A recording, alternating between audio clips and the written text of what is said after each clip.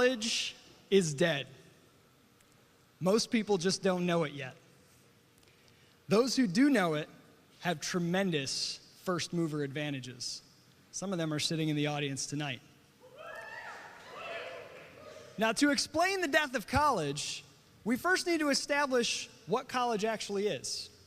It's different than what most people think. So let's go way back in time. And actually, let's move to the realm of fantasy, because it's more fun. There's a sequence in the series Game of Thrones where a character called the Hound, he's not a particularly nice character, he comes across a young girl named Arya Stark. There's no real spoilers here, don't worry. And he has every incentive to kill her or ignore her or return her to the people that she's fleeing from. But instead, he does something interesting. He takes her under his wing, he protects her, he provides for her, and he travels far across the land to a city he's never been to deliver her safely to her relatives who he's never met.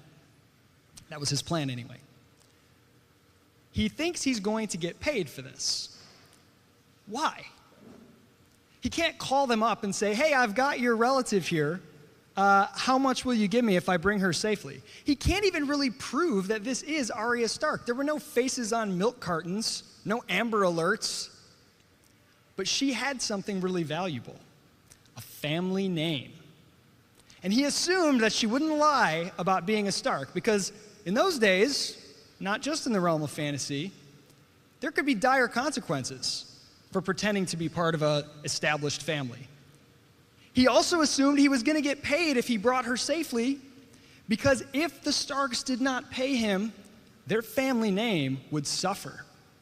It would increase the risk to anyone else who was part of that family. People would know the Starks are kind of fair game. They don't really take care of their own. Conversely, if they did, it would bolster the value and power of that family name, that signifier of someone's trustworthiness and value.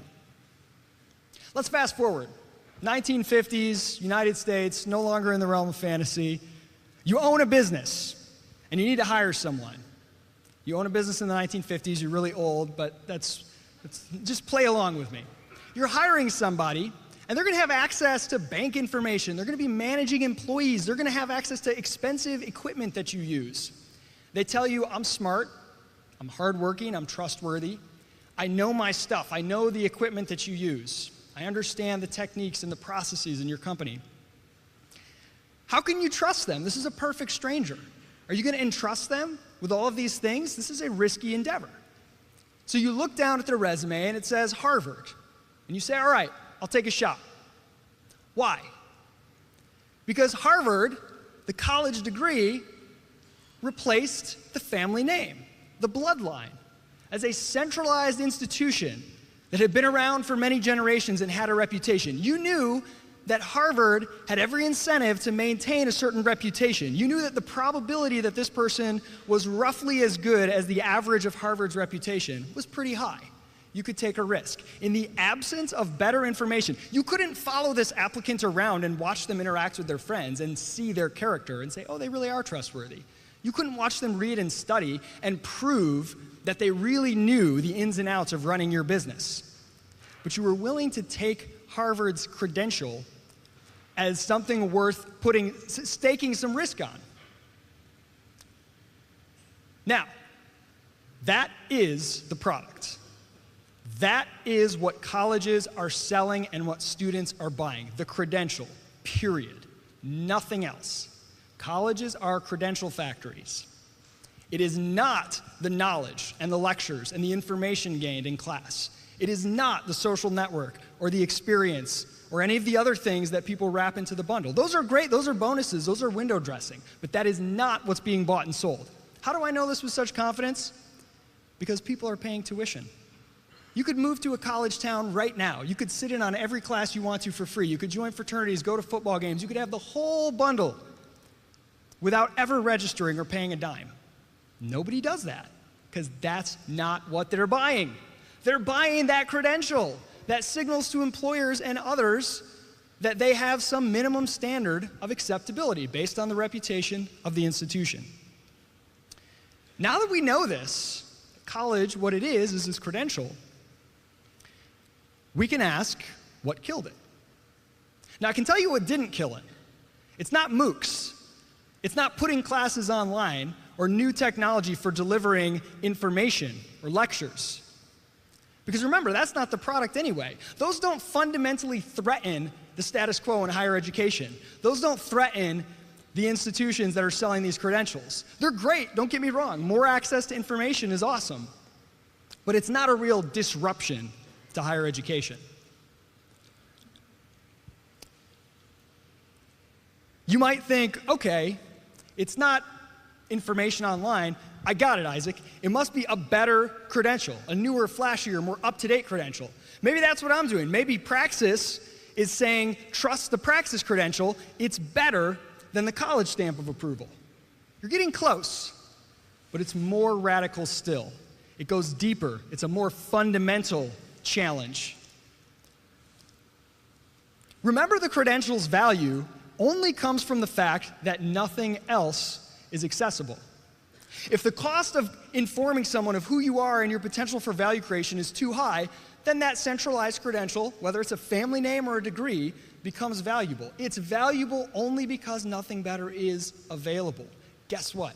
Today, something better is available.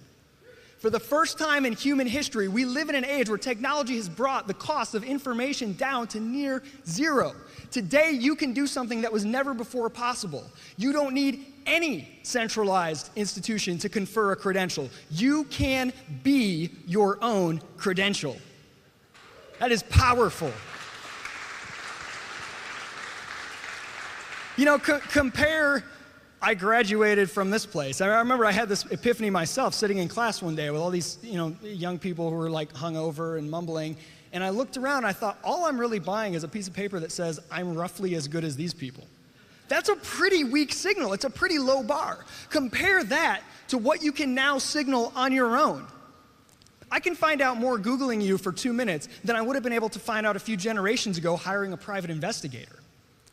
Your degree is worth less than your GitHub portfolio, your LinkedIn profile, your social media pages, your personal website, your podcast, your Quora answers, your Amazon book reviews, your customer ratings on eBay. Tangible evidence of projects you've created, people you've worked with, things you've done. You can build a body of work that demonstrates your value and a digital footprint to prove it. The information we have at our fingertips is powerful, and it beats anything you can buy. You can build a better signal than anything you could buy from some cartelized, bureaucratized, centralized institution. They served a purpose once, but we have something better at our fingertips today. That's what Praxis is about.